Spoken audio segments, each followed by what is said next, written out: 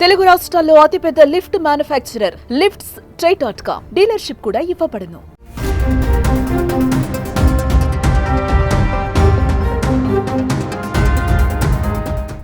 బత్తుల ప్రభాకర్ ఇప్పటి పేరు హైదరాబాద్ సిటీలో మారుమోగుతున్న పేరు.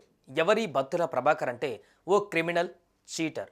చీటింగ్స్ చేస్తూ డబ్బులు సంపాదించాలని టార్గెట్గా పెట్టుకున్నాడతను. హైదరాబాద్ గచ్చిబౌలిలోని ప్రిజం పబ్ వద్ద శనివారం రాత్రి పోలీసులపై కాల్పులకు పాల్పడిన నేరస్తుడు బత్తుల ప్రభాకర్ గురించిన సంచలన విషయాలు బయటకు వస్తున్నాయి.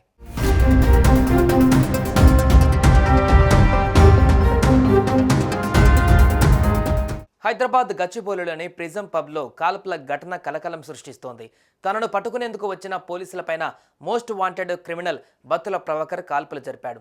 ఈ క్రమంలో ఓ పోలీస్ కానిస్టేబుల్కు గాయాలయ్యాయి. చివరికి పోలీసులు అతన్ని అదుపులోకి తీసుకున్నారు. నిందితుడిని కోర్టులో హాజరుపరచగా 14 రోజులు రిమాండ్ విధించింది. పోలీసులు ప్రభాకర్ను రిమాండ్లోకి తీసుకుని విచారిస్తున్నారు. ఈ విచారణలో మైండ్ బ్లోయింగ్ విషయాలు వెలుగులోకి వస్తున్నాయి. Prabhakar criminal history, life style చూసి పోలీసులు సైతం ఆశ్చర్యపోతున్నారు. ముఖ్యంగా ప్రభాకర్ తన జీవితంలో 2 టార్గెట్లు పెట్టుకున్నాడట.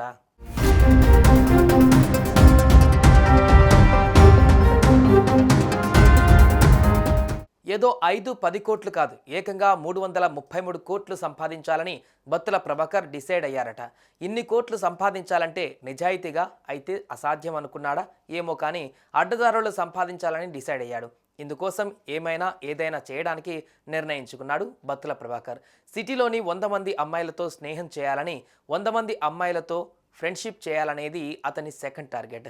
విచారించే కొద్దీ బత్తుల చీకటి వ్యవహారాలు ఒక్కొక్కటిగా బయటకు వస్తున్నాయి. మరోవైపు 100 మంది యువతులతో సన్నిహితంగా ఉండడం, తన లక్ష్యాలను నెరవేర్చుకునేందుకు ప్రభాకర్ దొంగతనాలు, మోసం చేయడం, బ్లాక్మెయిలింగ్, బెదిరించడం, వినకపోతే హత్య చేయడం వంటి మొదలుపెట్టాడు.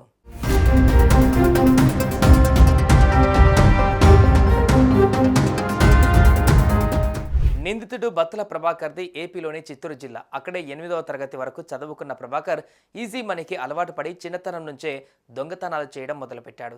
ఈ క్రమంలో 2 తెలుగు రాష్ట్రాలలో ప్రభాకర్పై 80 కేసులు నమోదయ్యాయి. 3 పోలీస్ కమిషనరేట్ల పరిధిలో 16 కేసులు ఉన్నాయి. 2023 నవంబర్ నెలలో పోలీసుల నుంచి ప్రభాకర్ తప్పించుకొని పారిపోయాడు. మోయినాబాద్ చోరీ కేసుకు సంబంధించి దర్యాప్తులో ప్రభాకర్ వేలిముద్రలు గుర్తించిన పోలీసులు సీసీ కెమెరాలను తనిఖీ చేశారు.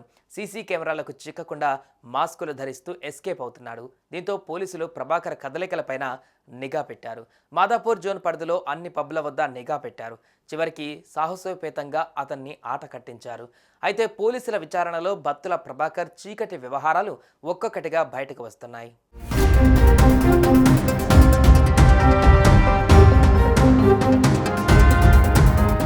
బత్తుల ప్రభాకర్ 3,000 రూపాయల దొంగతనం నుంచి మొదలుపెట్టి ఒకే రోజు 3 లక్షలు, ఆపై 33 లక్షలు చోరీ చేయాలని టార్గెట్ పెట్టుకొని మరీ దొంగతనాలకు పాల్పడుతున్నాడు. అతను నార్సింగ్లోని గేటెడ్ కమ్యూనిటీలోనే ఉంటున్నాడు. ఒరిస్సాకు చెందిన యువతితో సహజీవనం చేస్తున్నాడు. స్నేహితుల పేర్లతో సెకండ్ హ్యాండ్ లగ్జరీ కార్లను కొనుగోలు చేసి దర్జాగా తిరుగుతుండేవాడు. ఈ క్రమంలో ప్రభాకర్ నెలకో కారు మారుస్తున్నట్లు పోలీసుల విచారణలో వెలుగులోకి వచ్చింది. సుమన్ టీవీలో మీ పర్సనల్ అండ్ బిజినెస్ ప్రమోషన్స్ కోసం కింది నెంబర్కి కాంటాక్ట్ చేయండి.